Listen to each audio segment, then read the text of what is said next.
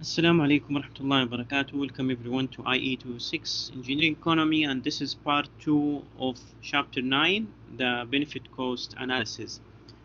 Sorry for the delay today. I had a meeting.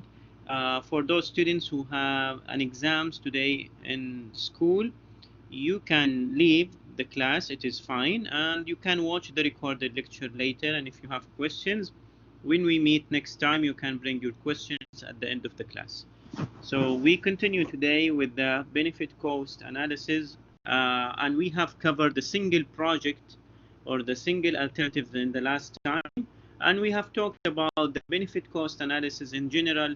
It is related to the uh, public sectors or the governmental projects that handle handle for a large time and handle a large amount of budget, and it is not a beneficial project. Even community service that we have agreed it can be under this project or this chapter. And today we continue. If we have alternatives more than one, how we can select among them based on the benefit cost analysis for the public sector. There are two definitions or two technologies need to be identified before we proceed with the alternatives analysis. The first one is the defender, which is the current alternative that exists in the reality, and the challenger, which is the one that is new and proposed and need to be implemented. Sometimes both alternatives they are not implemented, and one of them can be a defender and one is a challenger. And how we name them, it is actually based on the calculations that we are going to see inshallah in the next slide. But the defender, it can be either a current alternative that the government or the society or the community service want to keep, and the challenger, it's a new alternative and they are comparing among them. Or it can be both of them are new and they are comparing one to other, and in the case we call that is the current selected alternative in the analysis is a defender, and the challenging is the challenger. Okay, so how we do the calculation, basically you have to follow these steps. They are very simple and it is precise and to the point. These 7 steps, if you understand them and you follow them, you can solve the comparison or the multiple alternatives of benefit cost analysis. The first step, we have to find the total cost.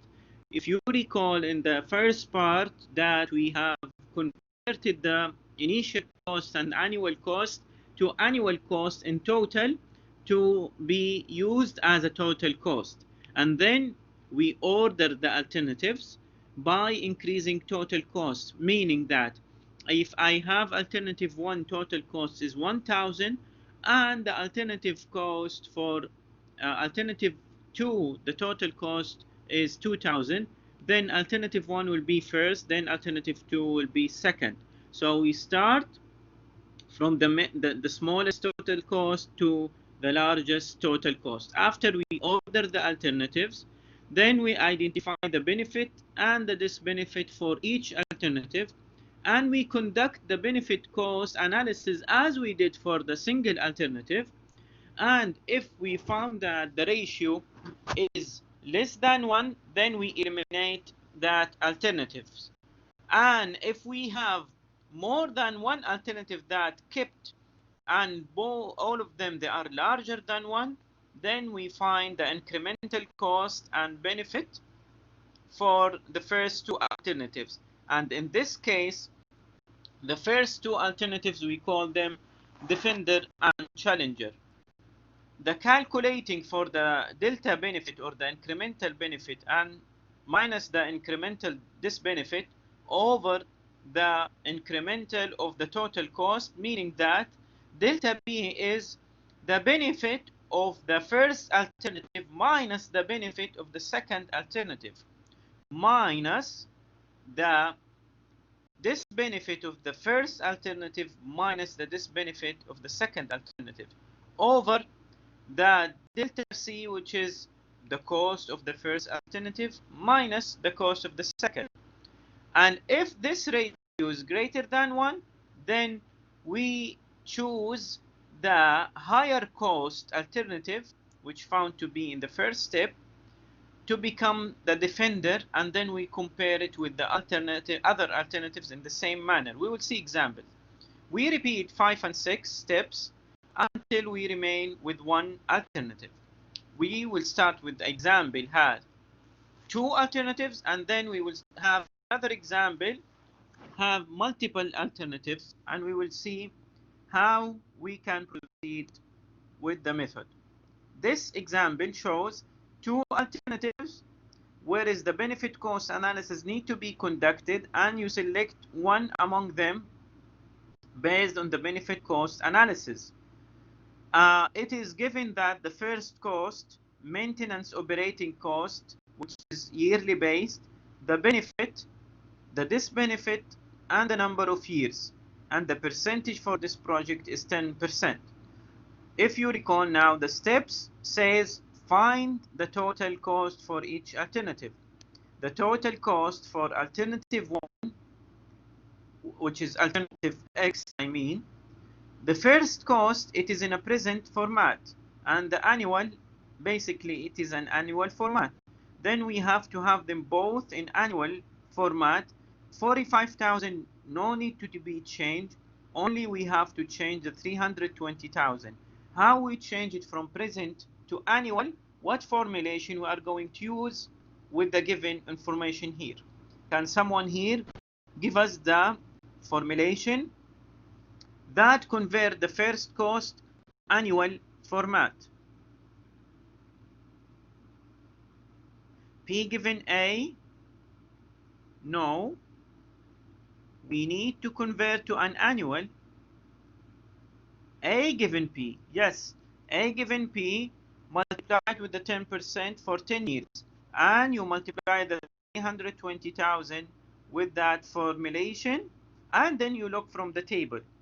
Then you add the 45,000 because now they become all of them in annual format, and you will get $97,080. So we will have 320,000 multiplied with A given P, 10%, and for 10 years, plus to the 45,000.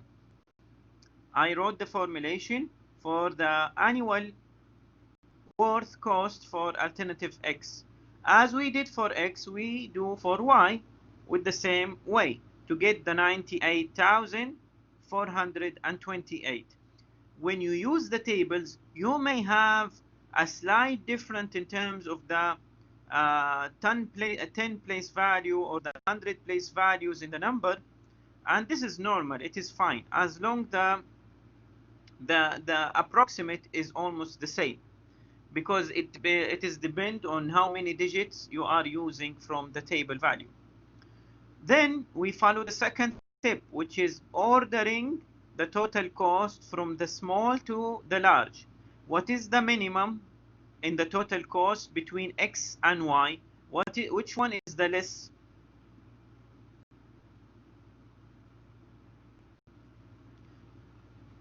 Which one is less cost?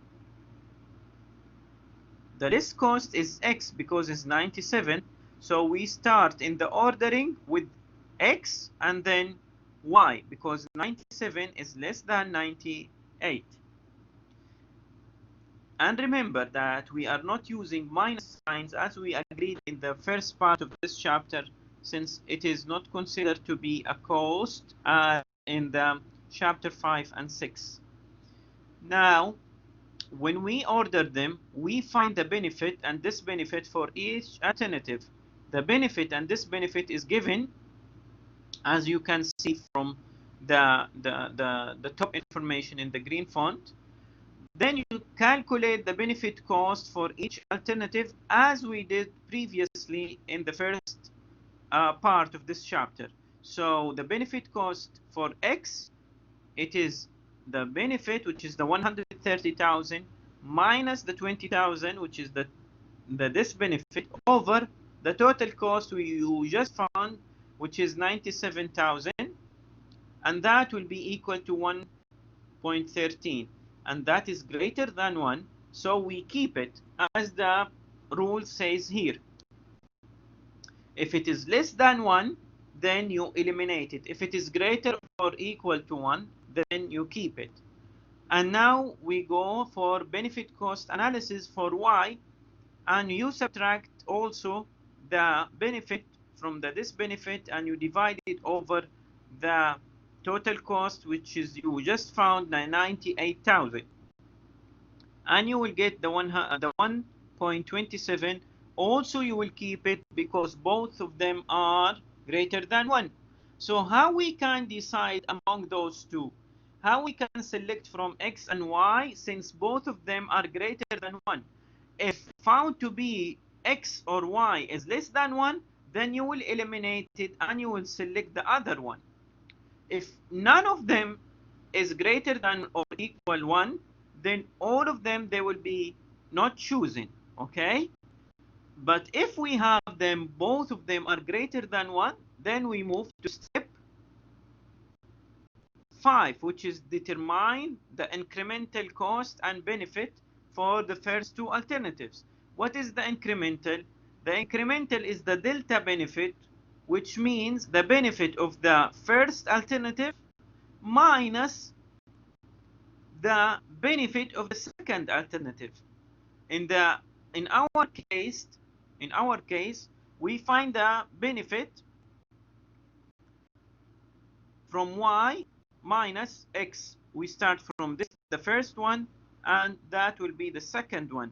So the benefit will be 170 minus the 130, and the delta this benefit, which is the 45,000 minus the 20,000, and the total cost will be the 98,000 minus the 97,000. After you get these 2 or 3 values, you apply also the benefit cost analysis, but it will be with the incremental sign. That means it is a differences between two alternatives.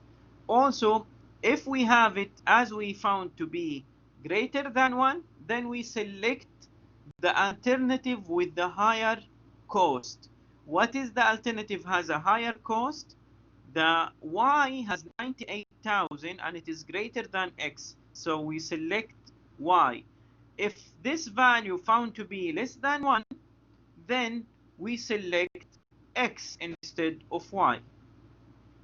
Now let's take questions. If you have any question before we go to the second example.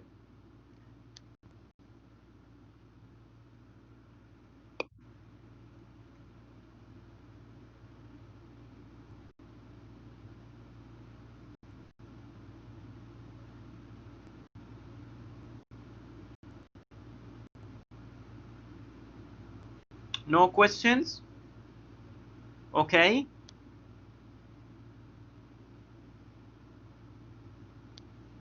Why we cannot choose the higher one? You mean the higher? From step 3, when we find the benefit, you mean when you find the benefit cost ratio for X and Y, you select the higher one?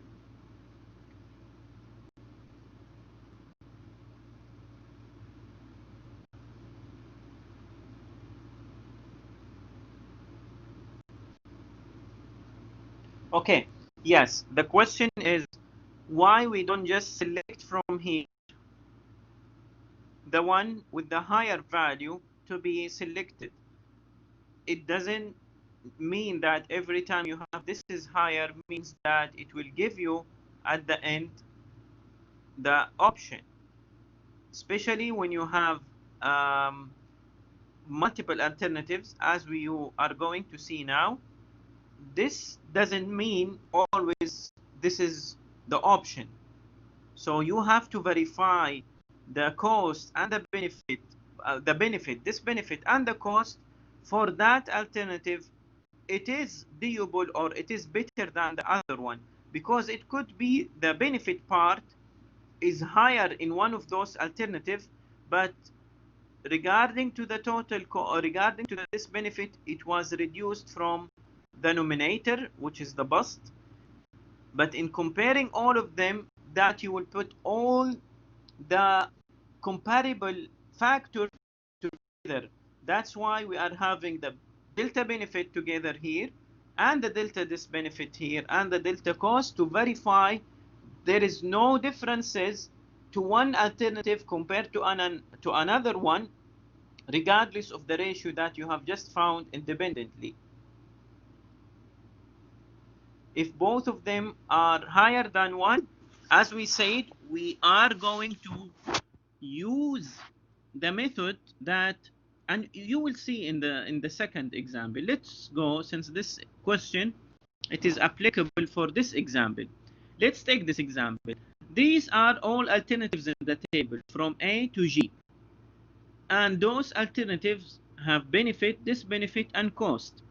The cost is already given here. No need to be founded in annual or changing first cost. It is already calculated to be in an annual format.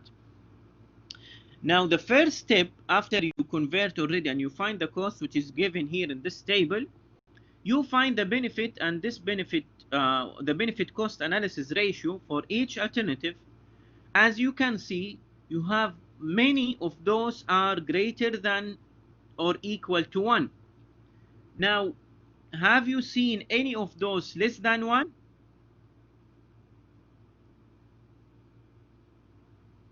Yes, alternative D is 0.9. Excellent, Abdul Kareem Abdullah. That's why we eliminate this alternative from the beginning. Is not comparable, since the benefit cost ratio, it is less than 1.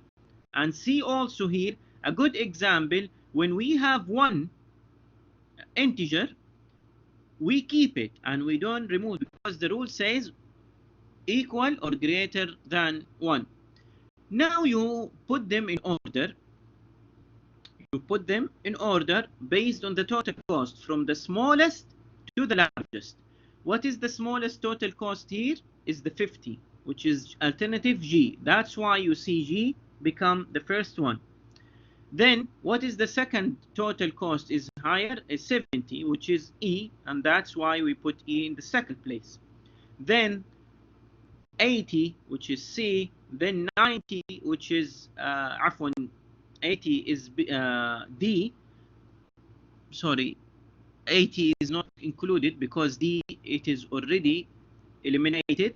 So we go to 90, which is C, and then 100, which is the A, and then 110, which is the F, and then 120, which is alternative B. That's how we put them in order.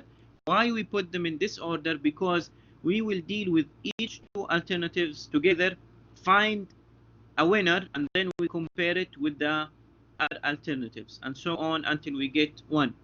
The first two alternatives here, we have them G and E. G considered to be a defender, and E considered to be a challenger. In this case, even though all of them are new, none of them are existed. So we compare them together as we did previously in the previous example until we get the ratio. And since the ratio is greater than 1, that's mean we keep the one with the higher cost. The one with the higher cost among G and E is E. Why? Because E has a 70 total cost and G has 50. So we eliminate G and we keep E. We have E now as a vendor and C is the challenger. So we have C compared to E using the incremental of benefit cost analysis again, and we have now the ratio become 0. We have the ratio become 0. In this case, we keep the one with the lower cost. the one with the lower cost comparing the E and C. E, it has 70, and C, it has 90. So we keep the one with the lower cost, so we keep the E again because it is the one has the lower cost. And why? Because the ratio was less than 1, found to be 0. Now, if we look to the ratio for G, E, and C, and answering the question of Abdullah, one of the students here, saying why we didn't choose from the beginning the one with the higher ratio, you can see now eliminating C was in the first or the second step, even though the C in terms of the ratio was less than E. So it is not meaning that if it has a higher ratio, that's mean it is economical compared to the other. Now, I think this will answer your question previously. We will continue having E as a challenger, as a defender, and A will be the challenger. Having A minus E again, and apply the same formula, you will get the ratio with the 1.47. 1.47, that's greater than 1. And in this case, we keep the one with the higher cost. The one with the higher cost comparing E to A, which one is the higher? Obviously, is A is the higher cost. So we keep A and we eliminate E. To recap again or to revise again, how students they are asking about maybe these values, how we get them. The 174 is the benefit of A minus the benefit of E, which is 136, minus, and pay attention, when you put this minus, make a bracket so you don't get confused with the minus here. 4 minus 10, this means the disbenefit of A minus the disbenefit of E, okay, over the cost of A minus the cost of E. The cost is 100 for A minus the cost of E, which is the 70, and that's mean the delta cost, the delta disbenefit, and the delta benefit. We do that. Now we have the A is the defender and F is the challenger. You will continue with the next slide with the same manner, and we will have here A with the F, we get 0.6, and in this case it is less than 1, so we keep the one with the lower cost, and in this case the lower cost comparing the F and A has a less cost because 100 compared to 110 in F, so we keep A. Finally, now we have the last comparison. Now we compare the A as a defender with the challenger, the B. Now we put them in order, B minus A, and we compare them, and we will get the ratio with a minus sign for the first time. And in this case also, what we do, it is less than 1. It doesn't matter if it is minus or 0.6, both of them are less than 1. So we go and select the one has a lower cost. Which one has a lower cost, A or B? B has a 120 and A has a 100, so A has a lower cost, so we A, and that's mean A is the chosen alternative among these alternatives based on the benefit cost analysis. I hope that was clear for, and as we get here, this is what is required from you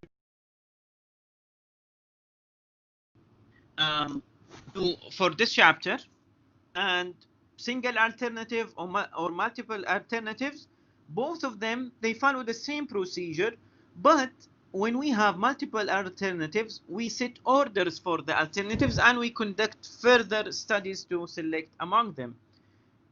I want you to practice the examples for multiple alternatives and single, and this is as far as it gets in terms of the questions for the assessments in this chapter.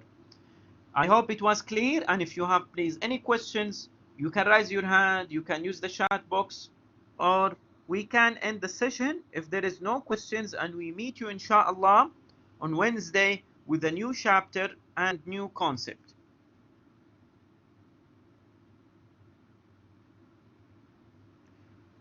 Any questions?